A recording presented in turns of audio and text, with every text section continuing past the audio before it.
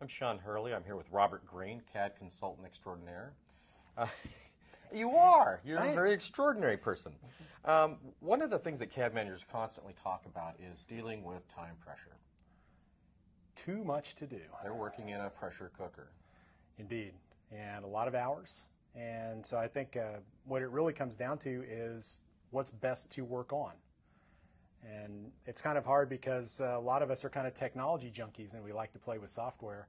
And one of the early things that I figured out in my career was it didn't matter how much I was playing around with the software, learning to customize, it wasn't going to make this guy get the job done.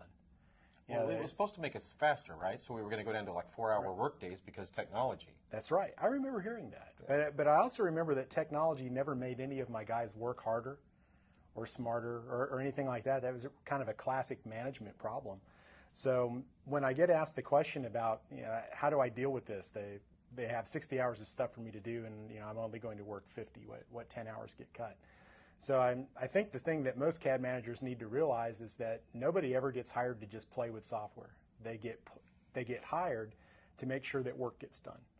And so if you keep that first and foremost in your mind, what am I doing with all this technology and all these tools and computers?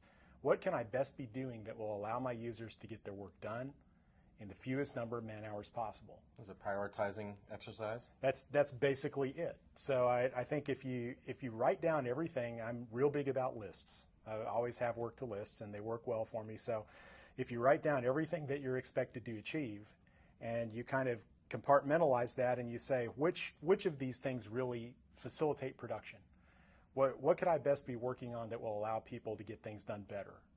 Knowing your deadlines, I think, is a big part of that. Which projects are due and when, and what tasks on the list need to get worked on. And at some point, you cannot do it all. Right.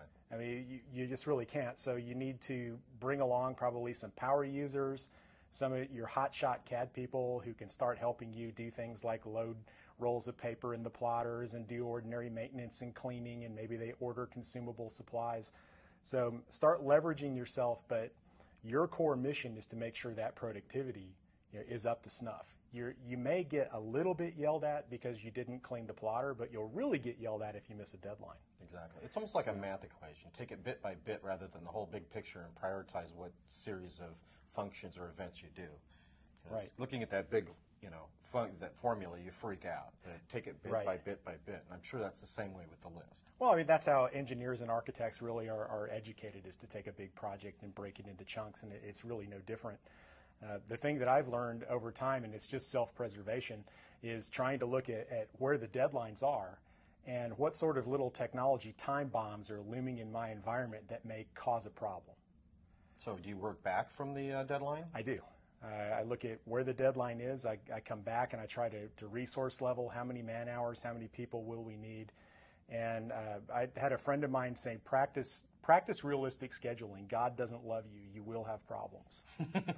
Something will go wrong. So practice realistic scheduling and work backwards from the deadlines. If you do that, you may get surprised and have a little more time to work on some other cool things. But you'll certainly get the big stuff accomplished, and you won't get yelled at that way. Thank you, Robert. You're welcome. Thanks.